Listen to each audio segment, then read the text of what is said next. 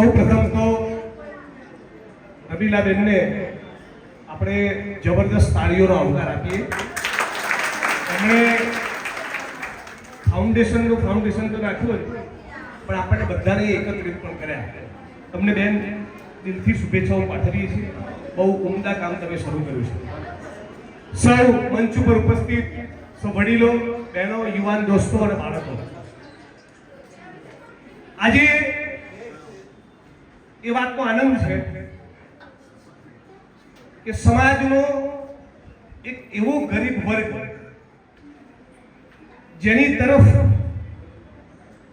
અમારા જેવા ચૂંટાયેલા નેતાઓનું અને સરકારી બાબુઓનું ધ્યાન નથી જતું, એવા ગરીબ વંચિત વર્ગની કોઈક માસૂમ ગરીબ દીકરી કે કોઈ દીકરો એ કદાચ ગણવેશથી વંચિત ના રહી જાય, કોઈ પાઠ્યપુસ્તકથી વંચિત ના રહી જાય, કોઈ નાની મોટી પાયાની સુવિધાથી વંચિત ના રહી જાય, એવા શુભ આશયથી બેન શ્રી રમીલાબેન ગેલોતરે જે રાહત ફાઉન્ડેશનની સ્થાપના કરી છે, એમના બદલ માટે ખૂબ જ દિલથી શુભેચ્છાઓ પાઠવું છું. ઓલરેડી 25 જેટલી દીકરીઓ અને દીકરાઓને એમણે સાચવી લીધા છે અને આ આંકડો આવનારા દિવસોમાં આપણે ઈચ્છીએ કે મોટો ના થાય, એટલા માટે કે કોઈ બાળકોને બી જરૂરત ના રહેવી જોઈએ. ફાઉન્ડેશન મજબૂત થાય પણ ઓછામાં ઓછા બાળકોને મારી જોડે કે તમારી જોડે મદદ માટે આવવું પડે, એક એવી વ્યવસ્થા સમાજની અને વહીવટી તંત્રની ઊભી થવી જોઈએ. પણ હાલ એવા કોઈ લક્ષણો નથી, ત્યારે અનેક વિદ્યાર્થીઓ તમારી જોડે મદદ માટે આવશે, અનેક દીકરીઓ આવશે, અનેક દીકરાઓ આવશે, અને તમે ખૂબ પ્રેમથી બધાને આવકાર આપવાનો છે, મને પાક્કી ખાતરી છે. એટલા માટે તમારી વચ્ચે ઉપસ્થિત રહ્યો છું. એ બદલ તમે મને આમંત્રણ આપ્યું, બદલ પણ આપનો ખૂબ ખૂબ આભાર માનું છું. ખાસ એક નાનકડી વાત કહેવા માંગુ છું કે જે માણસો સત્તાના સ્થાન ઉપર બેઠા છે એમના ચરિત્રને ખૂબ નજીકથી જોયા છે, અને જે માણસો સત્તાના સ્થાન ઉપર બેઠા છે એ કેવા પ્રકારના માણસો, એટલે તમને ખાસ રાહત ફાઉન્ડેશન ના તમામ હિસાબ કિતાબ દીવા જેવા ચોખ્ખા રાખજો. આ ભાઈ તરીકે તમને સલાહ આપું છું. મારી સાથે જેનો ફોટો પડ્યો એનો રિપોર્ટ આજે જ સાંજે આઈબીમાં જવાનો. મને કાર્યક્રમમાં બોલાવીને તમે તમારું સારું કર્યું કે નહીં મને ખબર નથી, મારી તો શુભેચ્છાઓ છે, પણ સામે જે ડાઘિયાઓ બેઠા છે એમને બરાબર ઓળખું છું, એટલે ખાસ કહું છું તમારું પ્રોપર ઓડિટિંગ કરાવજો. સમાજના 5 વડીલ આગેવાનોને જોડે રાખજો, જે તમારી કાપસી પૂરે, તમારી શાખ પૂરે. 2 વસ્તુ કડક કાનની બૂટ પકડીને તમને કહેવા જેવું હોય તો મનુભાઈ કે ડીએલ પરમાર જેવા મિત્રો તમને કહી શકે. કાનની બૂટ પકડીને ભૂલ થાય તો સ્વીકારવાની, પણ આપણે તૈયારી રાખવાની. આ ઘરનું કામ છે અને હું દિલથી ઈચ્છું છું કે તમારી ખૂબ પ્રગતિ થાય. એટલા માટે આ મુદ્દે આપણે ખૂબ બધાએ કેરફુલ રહેવાની જરૂર છે. આજે બીજું તો શું બોલવું મને સૂચતું નથી, પણ એટલા માટે તમને બધાને એક વિનંતી કરું છું, કરુણ વિનંતી, તમે બધા થોડાક પ્રશ્નો પૂછો અને હું એનો જવાબ આપું, એવો એક આપણે ડાયલોગ કરીએ, વાતચીત થાય આપણી વચ્ચે. હું જાહેર જીવનમાં છું, ધારાસભ્ય છું, 2 વખત તો અનેક મુદ્દા ઉપાડતો છું, અનેક પ્રશ્નોમાં લડતો છું. તો તમારે મનમાં પણ કોઈ સવાલ હશે, મંચ ઉપરથી કોઈને સવાલ હોય, એન્કરિંગ કરનારા મિત્રોમાંથી કોઈને સવાલ હોય, કે સામે ઓડિયન્સમાં બેઠેલા તમારામાંથી કોઈને સવાલ હોય, તો તમે કે સવાલ પૂછો. તમારી કોઈ લાગણી વ્યક્ત કરવી હોય, તમારા મનમાં કોઈ પ્રશ્ન હોય, વિધાનસભામાં મારે કોઈ બોલવા જેવી વાત લાગતી હોય, એ પણ તમે કહી શકો છો. થોડીક આપણે સવાલોની આપણે કરીએ તો મને લાગે છે કે મારે લાંબુ બીજું કોઈ ભાષણ કરવું એના કરતા શુભેચ્છાઓ તો બેનને પાઠવી દીધી અને એમનું સરસ જ થવાનું છે. રાહત ફાઉન્ડેશનને પૂરી રાહત મળવાની જ છે, પણ એના સિવાય પણ આપણે કંઈક વાત કરવી હોય તો તમે કોઈ તમારા બધી થડોવાળા મિત્રો સવાલ પૂછે તો મને સારું લાગશે. છે કોઈના કોઈ મનનો પ્રશ્ન વાત? બોલો આરોપી હાજર છે. જે પણ તમારા મનમાં પ્રશ્નો હોય, વિદ્યાર્થીઓના મનમાં, બહેનો આટલી બધી મોટી સંખ્યામાં બહેનો છે તમારામાંથી, બીજું ચાલતું એવું આપો. ચાલુ છે.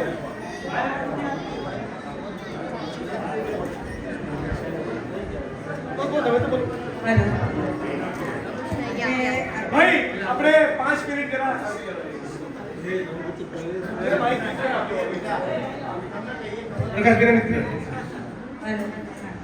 આજે આપણે ઉપસ્થિત થયા છે રાહત ફાઉન્ડેશન, જે એજ્યુકેશનના લગતી બધું આજે છે એના વિશે હું પ્રશ્ન કે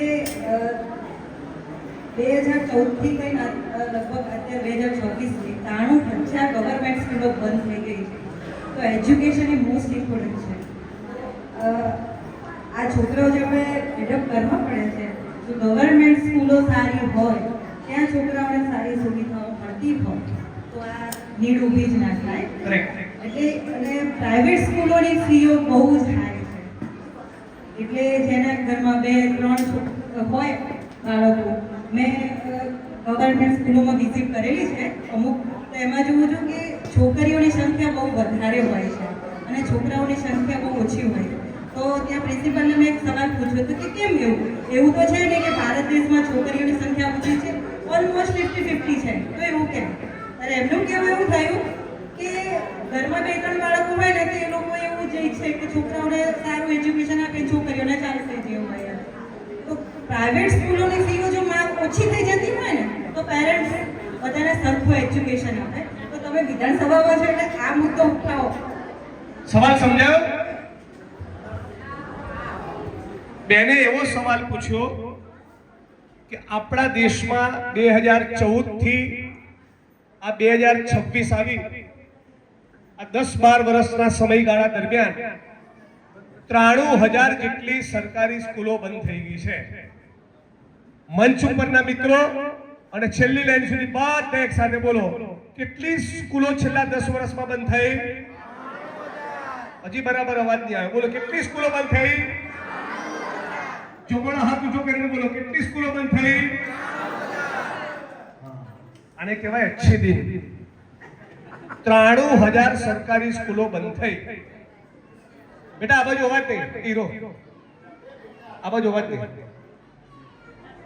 93,000 સરકારી સ્કૂલો બંધ થવાના કારણે કોઈ બિલ્ડરો, પૂંજીપતિઓ, ઉદ્યોગપતિઓ, ધારાસભ્યો, સંસદ સભ્યો, મંત્રીઓ, IAS IPS અધિકારીઓ એમના દીકરા દીકરીઓનું ભણતર બગડવાનું.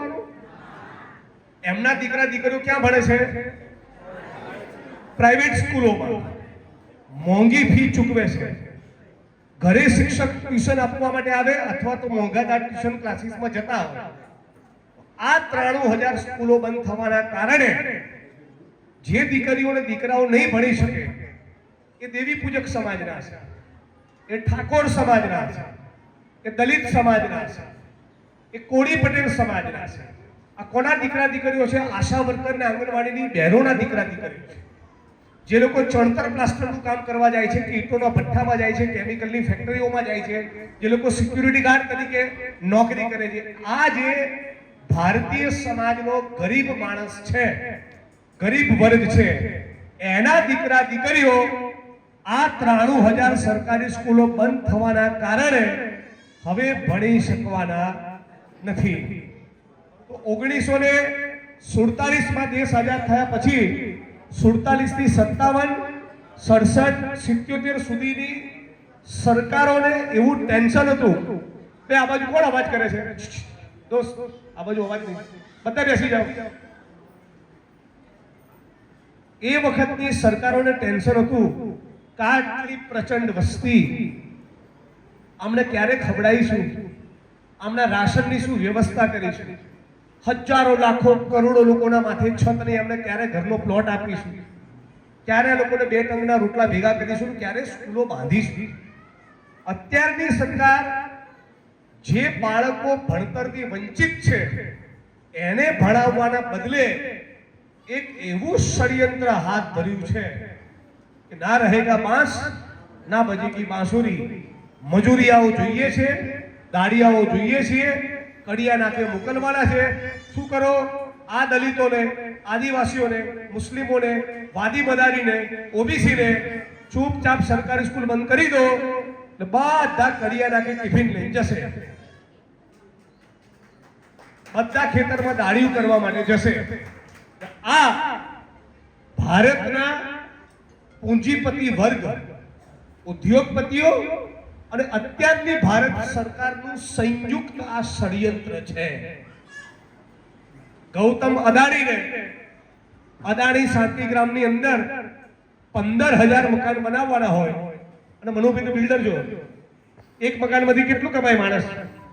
3 BHK ના ફ્લેટની સ્કીમ મૂકી હોય એવરેજ, તમે કેટલું કમાય ના કહેતા, માણસ કેટલું કમાય બિલ્ડર એવરેજ? કોઈ 10, 15, 20, 25, 50 લાખ કમાય ને, બરાબર? આ મારો અવાજ આવે છે છેલ્લે સુધી?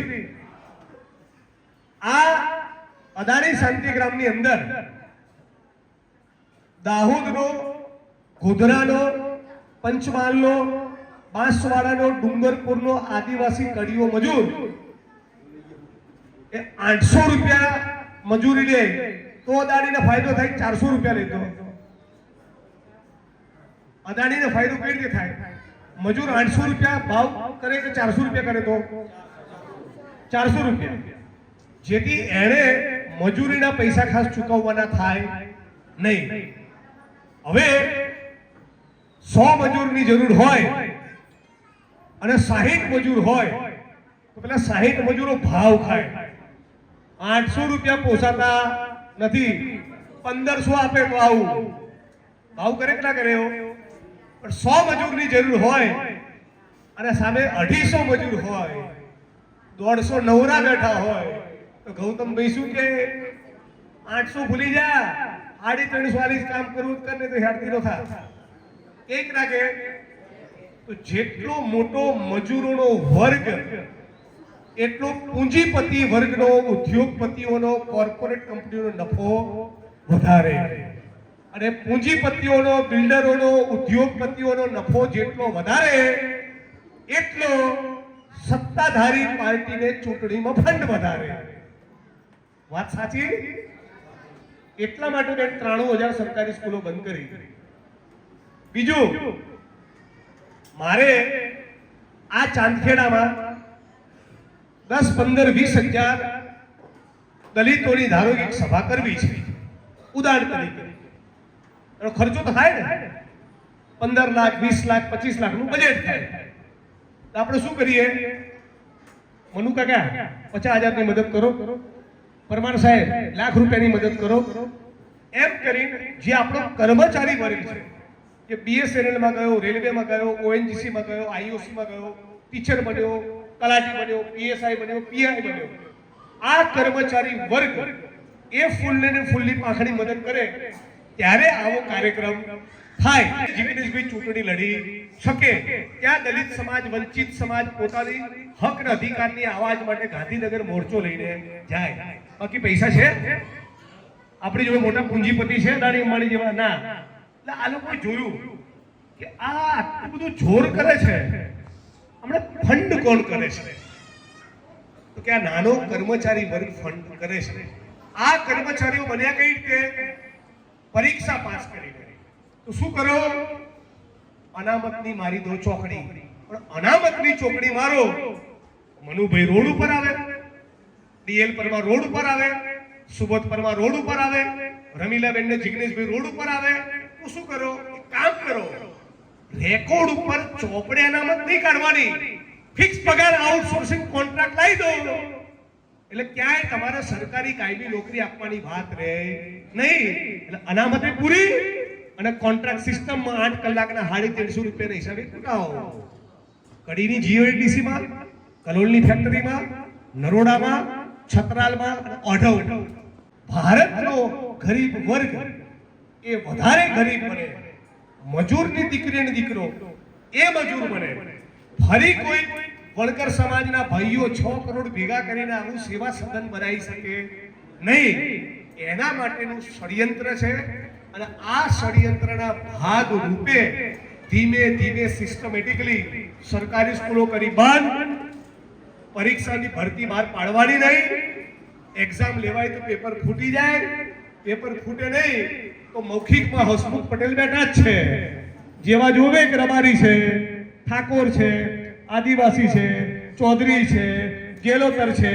એટલે લેખિતમાં 100 માંથી 95 લાયા હોય તો મૌખિકમાં આપે 7, અને લેખિતમાં જે સાધન સંપન્ન વર્ગના માણસો છે એ લેખિતમાં 100 માંથી 65 લાયા હોય તેમને મૌખિકમાં આપી દે 55.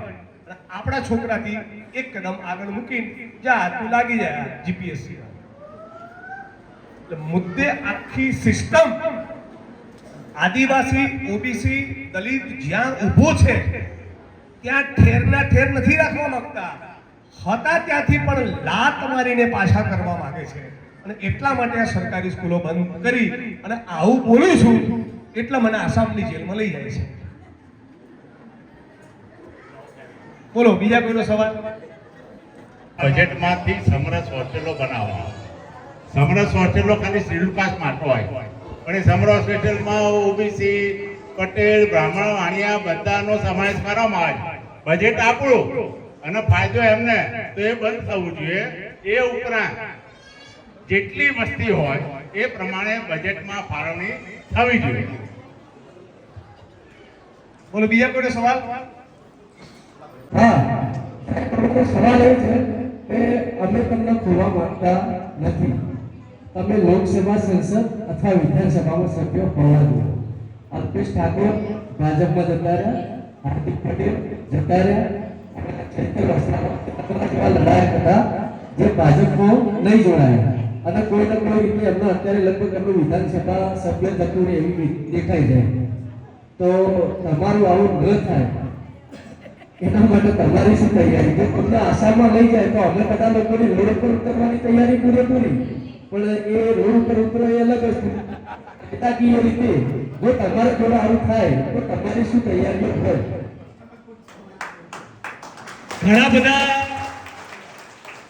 ઘણા બધા નેતાઓ એ લડવાનો અભિનય કરતા હોય છે. અમને લાગે કે બોલે છે, લડે છે, પણ ખરેખર માહિલિયામાં એ તત્વ હોતું નથી. મને જેવી ખબર પડે કે આ છોકરાને કારણ વગર કોઈ ડીએસપીએ ગાળ બોલી એટલે મારા સગા ભાઈને ગાળ બોલી હોય ને એવી મારી ખોપડી ફાટે. અને પછી ચૂંટણી સાઈડમાં રહે, વિધાનસભા સાઈડમાં રહે, પહેલા તો પેલા એસપી ને છઠ્ઠીનું ધાવણ કઈ રીતે યાદ કરાવું? આ જિજ્ઞેશ મેવાણી છે. હું રાજનીતિમાં ફક્ત ધારાસભ્ય બનવા, સંસદ સભ્ય બન્યા, મંત્રી બનવા, પેટ્રોલ પંપ લેવા, ગેસની એજન્સી લેવા, જમીનની ફાઇલ ક્લિયર કરાવવા, એને કરાવવા માટે નથી આવ્યા. હું મારી ઉઘાડી આંખ સામે જે પીડિત, શોષિત, ગરીબ, વંચિત વર્ગ છે, જે અત્યાચાર, અન્યાયનો ભોગ બનેલો વ્યક્તિ છે, એના જીવનમાં કઈ પરિવર્તન આવે એના માટે હું મેદાનમાં નીકળેલો છું. અને હું મેદાનમાં જ્યારે નીકળું છું ત્યારે બરાબર ધાર કાઢીને જ નીકળું છું. અને એની કિંમત ચૂકવવાની મારી તૈયારી પણ હોય છે. એટલે એ રિસ્ક, એ જોખમ તો રહેલું છે. પણ તમને જિજ્ઞેશભાઈની વાણીમાં આંખમાં સત્ય દેખાય તો તમારે આવી સરકારોને જડબાતોડ જવાબ જિજ્ઞેશભાઈનું નામ લે તો તમારે આપવો જોઈએ. આ જવાબદારી તમારી છે. પછી એને 52ની એવરેજથી રન માર્યા, 75ની એવરેજથી રમ્યો છે, ફૂલ બેટિંગ કરી છે, 35 થી 45 મારી જવાની અદ્ભુત વસૂલ કરી છે, ખૂબ સંતુષ્ટ છે. પણ ચૂંટણીનું રાજકારણ બચાવવા માટે દલિતોને ફાળવેલી જમીનમાં કોઈ ઘૂસેલું હોય તો એનો પરસેવો તો હું છોડાઈ દઈશ. વિધાનસભા સાઈડમાં રહેશે, લોકસભા સાઈડમાં રહેશે. અને હું આવો છું એટલે જ તમને ગમે છું. બાકી માસ્તર મારે નહીં, ભણાવે નહીં, ધારાસભ્ય થઈ જાય તમને નહીં મજા આવે, મને નહીં આવે અને તમને નહીં આવે. એ ગોળ ગોળ વસ્તુમાં મજા જ નથી. લડવાનું તાકાતથી લડવાનું, પ્રેમ બી એવું કરવાનો, અને સરકાર જોડે દુશ્મની બી એવી કરવાની આઈ જાઓ કાં તમે નહીં કાં હું નહીં, બાકીની જવાબદારી તમારી બધાની છે. અમને લાગતું હોય કે આવા માણસની ગુજરાતમાં જરૂર છે તો તમારા મારો સાથ સહકાર આપવાનો, તમારા મને ટેકો પૂરો પાડવાનો. હું તમને ઉના કાંડના દિવસે જેવો હતો આજે મારા પર કોઈ ફરક પડ્યો એ છું. રોજ સવારે નીકળું એટલે છરી ચપ્પલ ધાર કઢાઈને નીકળું છું. બોલો નેક્સ્ટ કોનો સવાલ પૂછते हैं तो सस्ते महंगे की परवाह नहीं करते. ડાયલોગ છે ને વચ્ચે આવું કેમ બોલ્યો? એટલે ઇન્સ્ટાગ્રામની રીલ બને એટલા માટે. બીજા કોઈ શું તમને જવાબદારી સોંપી? જિગ્નેશ મેવાણીને સાચવવાની જવાબદારી સોંપી. તમને બધાને એક એક માણસને જવાબદારી મેં સોંપી. આ જવાબદારી તમે ઉપાડજો. બાકી ગુજરાતના 50 લાખ દલિતો, ગુજરાતના 14% આદિવાસીઓ, ગુજરાતના શ્રમિકો, મજદૂરો, ગરીબો અને સર્વ સમાજના લોકો, ખેડૂતો, પશુપાલકો, જ્યાં પણ અત્યાચાર હશે ત્યાં હું તમને મળીશ. મારા મત વિસ્તારના લોકો સાક્ષીપુર રહેવા છે. બોલો બીજું કોઈ બહેનોમાંથી કોઈનો સવાલ પૂછો. તમે બંને ભેગું કરીને સવાલ પૂછો.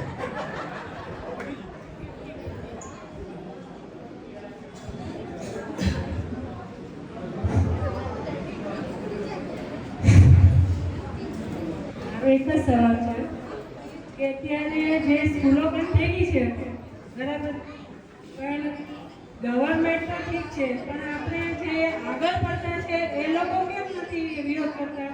એ લોકો કેમ એવું નથી કરતા કે આ પ્રાઇવેટ સ્કૂલો જે અત્યારે એપોલો છે કે પોર્ટર છે કે એક્સાઇઝ છે બી એનું કેમ એ કારણ કેમ એ નથી કે એ લોકો કેમ નથી ધ્યાન દેતા?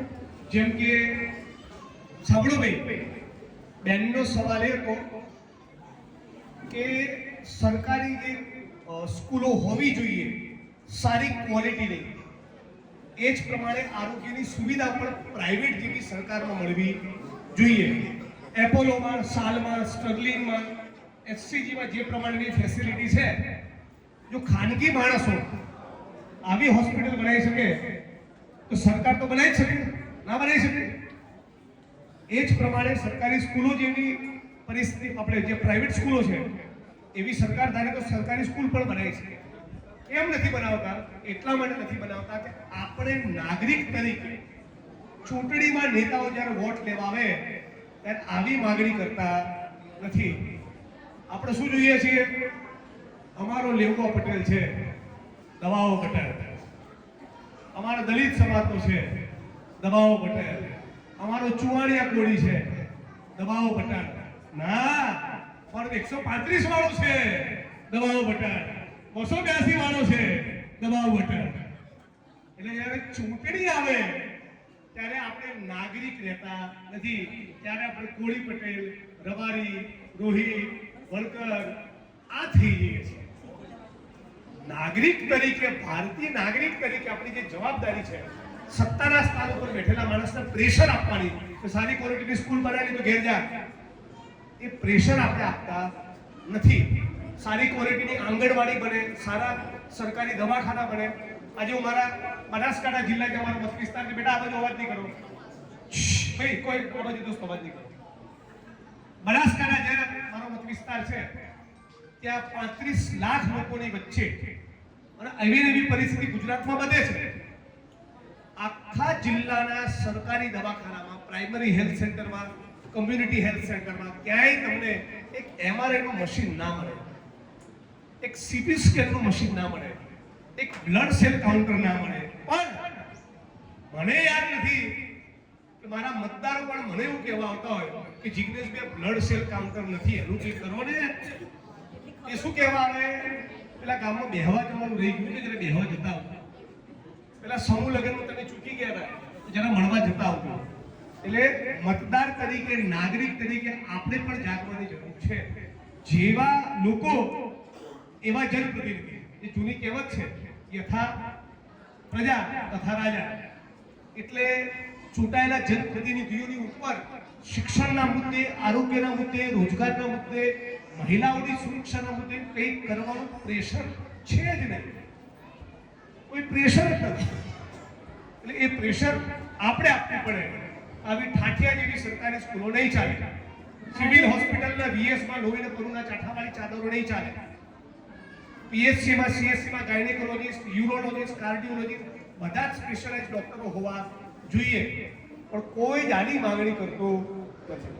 એટલે મારો એક જ સવાલ હતો કે હું એક જ સવાલ કહેવા માંગુ છું કે અત્યારે જે સ્કૂલો જેવી રીતે સ્કીટ્સની અત્યારે હવે સમજી લો કે 10 વર્ષ પહેલા આટલું નહોતું, એ અત્યારે એટલું વધી ગયું છે કે જે માણસને 10 થી 15 હજાર જ પગાર હોય છે એનું બાળક એ લોકો દેખાડીમાં એ લોકો ત્યાં જ ભણવા માંગે છે.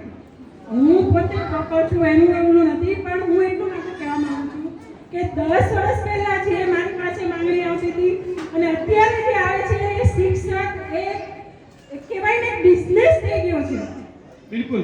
એટલે બેને કીધું પ્રમાણે શિક્ષણ એક વ્યવસાય બની ગયો છે. શિક્ષણની હાટડીઓ, સંસ્થાઓ ચલાવનારા માણસોને વિદ્યાર્થી નથી દેખાતું, પોતાનું બાળક નથી દેખાતું. એને શું દેખાય છે? એની અંદર ફી દેખાય છે. 25,000, 35,000, લાખ, 1.5 લાખ, 2 લાખ. આના માટે ક્યાંક ને ક્યાંક નાગરિક તરીકે આપણે પણ જવાબદાર છીએ. આપણું દરેક રાજકીય પક્ષોની ઉપર, મારી પાર્ટીની ઉપર પણ એવું પ્રેશર હોવું જોઈએ. ઉભા રહો ભાઈ, તમારી પાર્ટી સરકારમાં આવશે, કેવી શિક્ષણની વ્યવસ્થા ઊભી કરશે પહેલા બતાવો. અમને ગળે ઉતરે તો વોટ આપીશું. આવું કોઈ આપણે પ્રેશર કરતા નથી. તો મારી વાણીને વિરામ આપું છું. આપ બધા મિત્રોનો ખૂબ ખૂબ આભાર. ઘણો સમય લીધો. સુબોધભાઈએ ઈશારો પણ કરી દીધો છે, આમ ઘડિયાળ બતાવી દીધી. તો મૂકો હવે અને સમજીને વાણીને વિરામ આપું છું. આપ તમામ મિત્રોનો ખૂબ ખૂબ આભાર. Thank you.